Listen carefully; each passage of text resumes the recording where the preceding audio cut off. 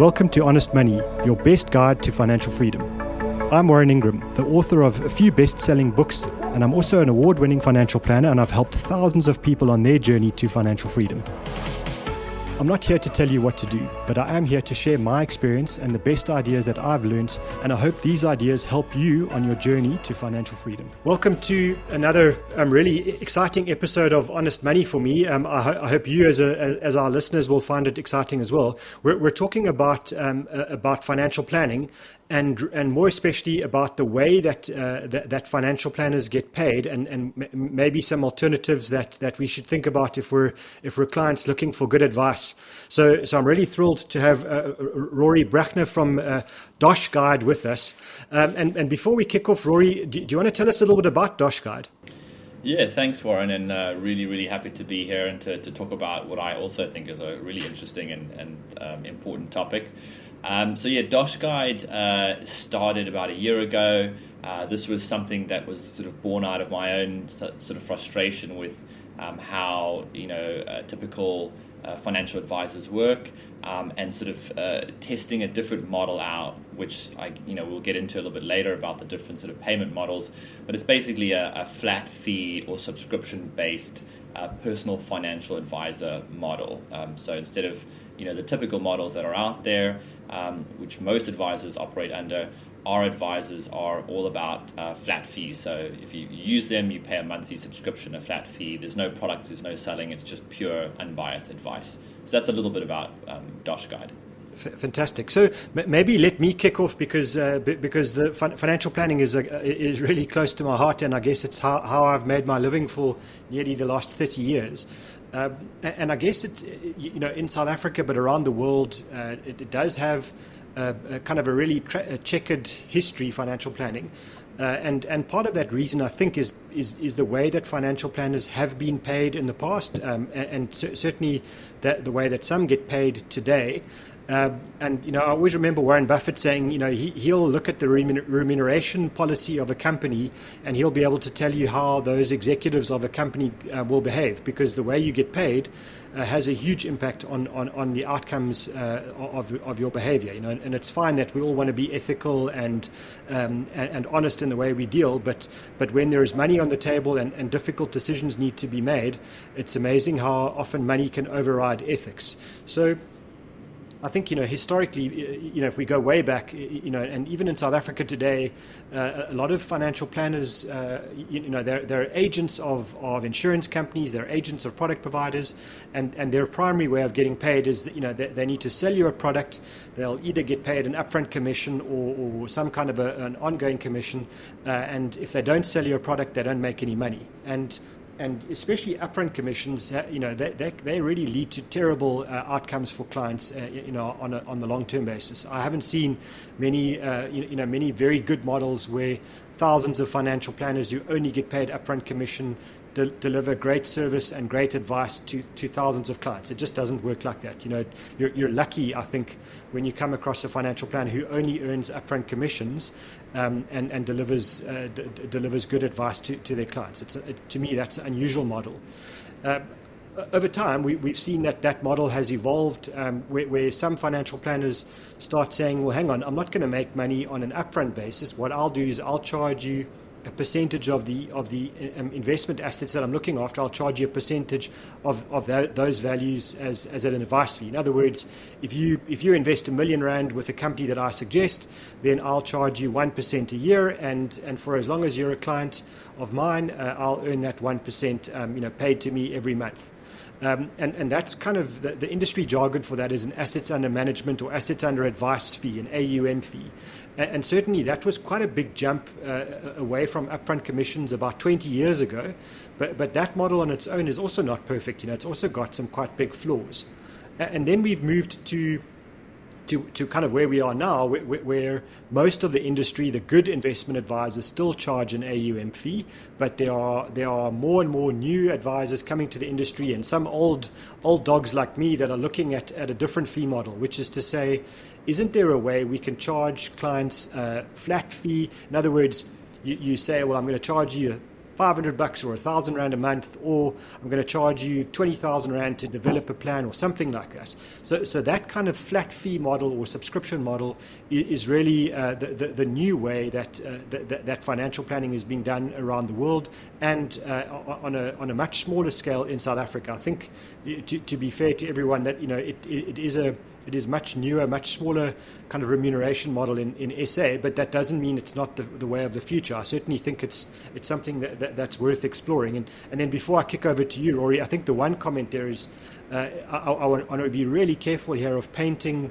remuneration models as the only way to judge good advisors from bad. I think I have met in the past, upfront commission-only advisors who've actually been really good, and certainly I've met fee-only or flat fee advisors who are really bad. So I think it's, I just want to, before we start getting thousands of abusive tweets from advisors who listen to this podcast, remuneration is one key way of judging an advisor, but certainly not the only one.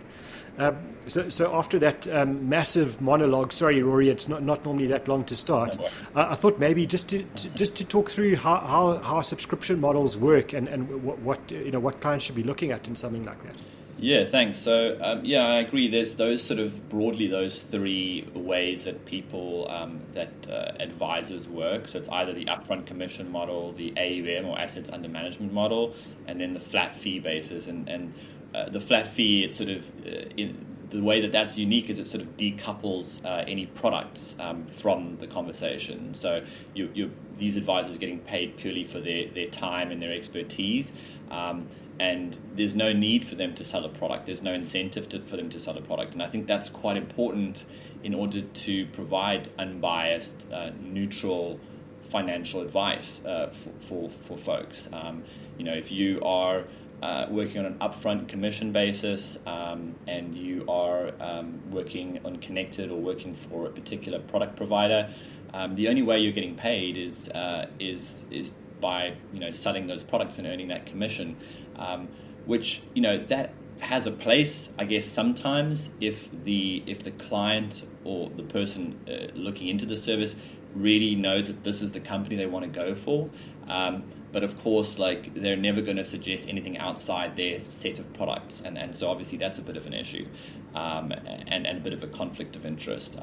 And similarly, I agree with you on the AUM basis. I think that's a lot better than the upfront commission basis, and I think that also has a place, and I don't think that's going anywhere for a long time. And I think actually it's quite suitable for certain types of clients, and it works well for certain types of clients. Typically for clients that have a good chunk of liquid assets, right? And unfortunately, when you're in your 20s or 30s and you're just sort of starting out in your career, you typically don't have liquid assets to hand over to an AUM style or type of advisor. In fact, probably you're in debt. You probably bought a property, you're probably starting a family, and you don't necessarily have a bunch of liquid assets to hand over to an advisor in order for them to sort of take their percentage and earn their sort of pay out of that. So the challenge, I think, the biggest challenge with AUM, even though it works for a good chunk of people, is that it has that requirement that there must be some liquid assets to hand over to the financial advisor, and not everybody is in a position to do that. And I think flat fee comes in that segment in quite a nice way. The sort of working professional in their sort of 20s, 30s, maybe 40s, who's on the way to attempting to build liquid assets and increase their net worth over time, but doesn't necessarily have a bunch of assets that they can hand over to an advisor. And so that, that's the one that sort of obviously we're focusing on. And in that space, there's lots of different ways that it can operate. It can either be like a project basis. Let's say a client comes to a flat fee advisor and says, I need to do a plan for my retirement. I want to make sure I'm comfortable when I retire and I have enough money to sort of continue my lifestyle. Let's plan that out. Let's figure out when and how I can retire and how much money I need to save to do that. That's a great project, a very typical financial planning project, and there might be a sort of project fee around that. So that's one example. Another example would be like on an hourly basis. Maybe you just have a very specific question, like I want an advisor or an expert to look at this particular product that I have. Maybe you have a work pension scheme that you currently have, and maybe you've quit your job and you want somebody to independently look at that scheme and tell you if there are better alternatives in the market. And maybe that will just take a couple of hours of work and you might get quoted on an hourly basis. And then the third way that flat fee might occur is the way that we operate on, which is on a monthly subscription. So it's just like any other subscription that you have, whether it's like a gym membership or a medical aid. You pay for a monthly subscription and you get access to a CFP expert qualified financial advisor, and then what you do with them is really up to it's up to you really what you want to get covered off. Are you planning on buying a home? Do you need some help with retirement planning? Are you looking at some investments? There's so many different things in our sort of personal financial lives, in our money lives, that we could use expert advice on. So when we've spoken about this before, I was thinking about how to explain it to someone, and I feel it's maybe saying it's a bit like an Uber for proper financial planning, where DoshGuide's trying to get a pool of good, well-qualified advisors and then allow clients to choose from them. So matching clients to advisors who know all of them before the time, how everyone's going to get paid, how everything works. But the difference is it's not per ride, it's a monthly basis. I'm hoping that's a good analogy, and I haven't taken you off track there, Rory. No, I think that's a great analogy. I think that a lot of these like platform type businesses, we call them sort of. I come from a sort of a web and technology background. I used to work for Google for ages and dealt with a lot of these sort of platform type companies like your Ubers, which is actually part of the sort of inspiration for the idea, right? And so, Uber, in fact, was one of my clients. Airbnb is another great example and good sort of comparison for the sort of model that we're going for. But yeah, with an Uber or an Airbnb, like I think Airbnb is actually a great example because, the equivalent is you have your sort of hosts. In our case, we have advisors on one side of the marketplace or the platform. And on the other side, you have guests in the case of Airbnb who are looking for an apartment or a holiday home or something like that to stay at for a couple of days or a week. And with us, it's a little different. It's like you're browsing through and finding the right advisor that has the right profile, the right level of experience, and the right sort of expertise to help you with whatever your financial questions are. So if I think about it, and as you were saying, there isn't really a one shoe fits all sizes kind of approach with financial planning. It will depend on a lot of the time on what sort of assets or what sort of income you have, but also your own personal preferences if you're someone looking for advice. And to me, the attraction of a fee-only model, whether it's a subscription or an hourly or whatever the deal is that you're paying for exactly what you want. So you're saying, I need a specific plan, or I need specific advice, or I need ongoing kind of interactions. And you know what the deal is. It's all clear and upfront on day one. And so from that perspective, I do like it very much. I think the one concern I would have for clients, just to be clear on it, if they're going to go on an approach like that, is that a lot of the time you need to know who's going to do the implementation of the advice. So it's one thing to know what you need to do, but it's another thing to actually physically get it done. And I always think, in financial services, inertia is such a problem. We all, not all of us, but I guess a lot of us, if you say, are you happy with your bank? You'd say, no, I hate my bank. And then I ask people, if you hate your bank, why haven't you moved? And they just say, because it's such a pain. And that's inertia. It's about making a change. So in a situation like this, I think if you're going to go for a subscription model or some kind of a fee for a plan, make sure that you are very clear about who actually does the work in terms of implementing, because a lot of the time that work will rest with you as the investor or the client. And then it's fine that you get the advice, but I think behaviorally you just need to make sure that you take responsibility for actually implementing it, and certainly that's where some of the other models might be a bit more focused on implementation. They come with all sorts of other problems that we've already addressed, but certainly implementation might be a bit easier there. And I think that's where if you know yourself well and you know that you're kind of a procrastinator and you're not going to implement stuff, even though you should, then just be careful that you don't pay for great plans that never get implemented, because those to me are an absolute waste of money. Yeah, I think the implementation side of things is an interesting one. So our advisors actually do help with implementation, but what we find, so it's included, and I guess when you're looking for a flat fee advisor, I guess you need to, if implementation is important for you, you need to just make sure and check whether that's something that's included as part of the service or not, and be clear on understanding, what is actually included, how much time, how often am I able to meet with the advisor, what sort of, once we've actually come up with a plan or you have some recommendations, is this something that you would be able to actually help me to implement? Will you be sort of an accountability partner or buddy that will help me to action things and pull out the information from me, the client, and then also help me to implement stuff? Or is that not what's included? So I think it's good to be clear on what's included and what's not around implementation.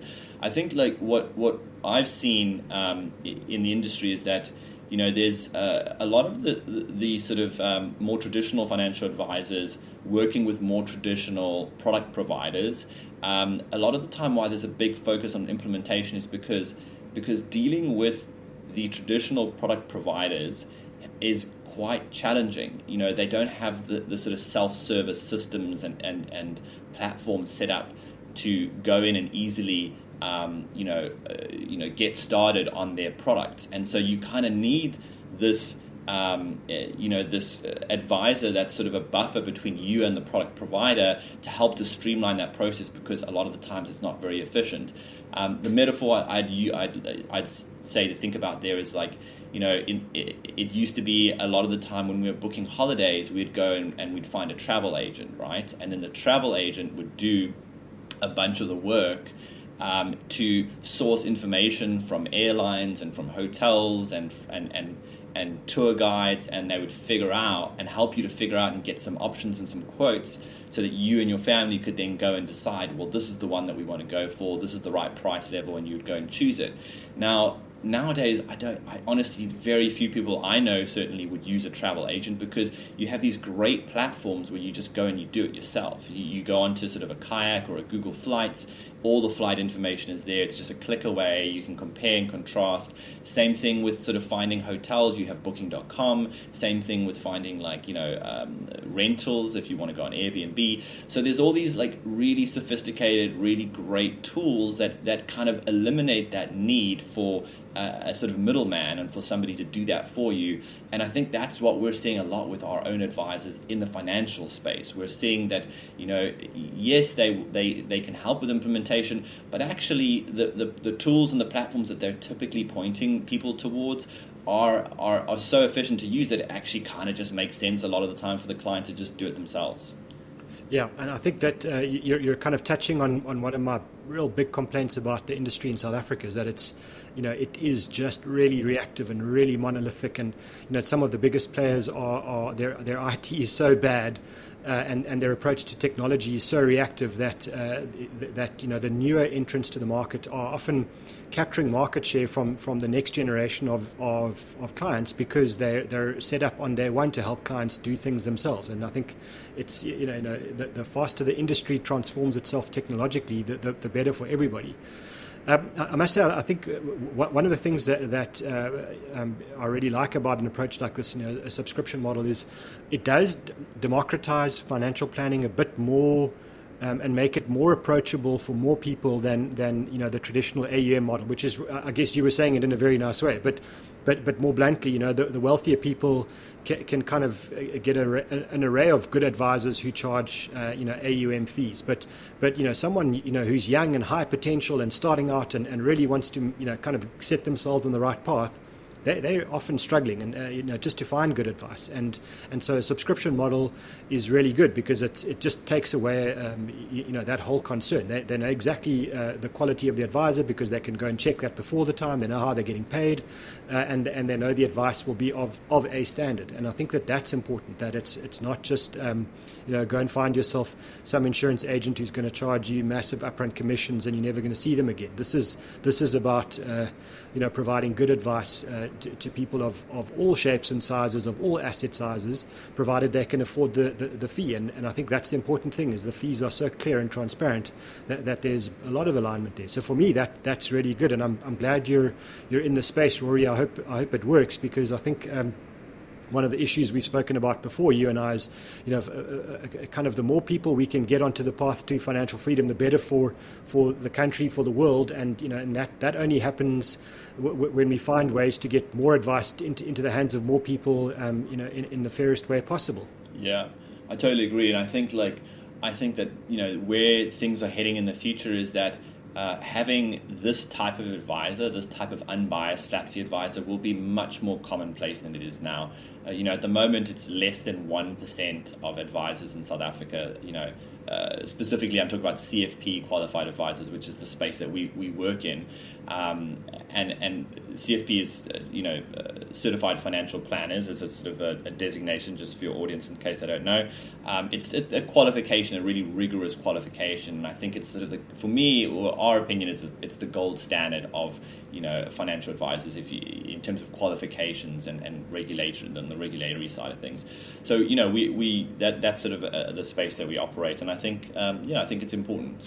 And so before I ask you my favorite final question, I ask all my guests, I think I just want to stay on that point for 1 second. It is hard to know when you talk to an advisor from a big company, what their background is, and it's often kind of uncomfortable for people to ask those questions. What's your experience, what's your education in financial planning, and all of that. And I think the CFP designation is really important. When you talk to a CFP professional, you already know they've studied financial planning at a postgraduate level. They have to meet a certain standard of ethics. They can't have a kind of questionable track record in financial services. And they're obliged, I know, because I'm one of them, they've got to do 30 hours of education every year to stay current. And so that's also key. And so, Rory, I just want to say I admire you for starting this. Being an early kind of driver of change is always tough, and you're definitely pushing the boulder up the hill.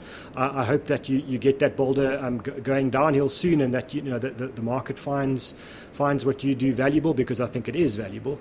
But on that note, one of the questions I always want our guests to answer is, if you had to meet your sort of 18 to 21-year-old self now, what would be the one lesson you would want to impart to yourself? That's a great question. You put me on the spot there. It's a great question. I'd say, I think I sort of think back to, not even maybe 21, even later on, in terms of making financial decisions, and it kind of goes back to some of the stuff we were talking about, is to really try and, we can't be experts in everything, right? I come from a sort of technology background. I'm good at that, but I'm not an expert on the financial side of things, and certainly wasn't. And obviously now that I've been in this industry for a little bit, I'm starting to learn. But it's really important to lean on the expertise of others, right? But when you do lean on those experts, to understand what their motivations and what their incentives are, I think it is important to understand, that how that person is kind of getting remunerated, and that's in anything. I think even outside of sort of financial services, you really need to understand that in order to understand what the incentives and what's driving this person. Is this person's goal and agenda aligned with what you're doing? I think that would be the biggest thing that I'd say is just think about what what's the agenda here? Like, what's driving this person? What's motivating them? What are their incentives? How are they getting paid? And is that aligned with what I'm trying to get out? And if not, that's fine. At least you know that. That's not to say that interaction's pointless, but you can get some information with knowing that context of what's their agenda. So I'd say that's probably some advice for 21-year-old Rory. I think it's a fantastic point. I mean, also implicit in that is don't be shy to ask. It's this stuff is all about your own future, and there can't be dumb questions in a space like this. You should feel brave enough and entitled to say to people, hey, I want to know how you get paid, and I want to know what your background is in this field, and how are we going to work together. And as you say, if the answers aren't what make you happy, move on. Or, it might be that you realize they're not 100% aligned with you, but you can extract value from each other. Also fine. I think it's a powerful point, Rory. So Rory from DoshGuide, I really appreciate your time and willingness to brave the scary part of being on a podcast. It was great to have you, and I think very informative for our listeners. Great. Yeah, I really enjoyed it. Thanks, Warren, for having me on. Thank you for listening to Honest Money. If you have any questions, you're welcome to reach out to me on Twitter. My handle is @Warren Ingram. Don't forget to subscribe. We're on Spotify and Apple Podcast. Chat soon.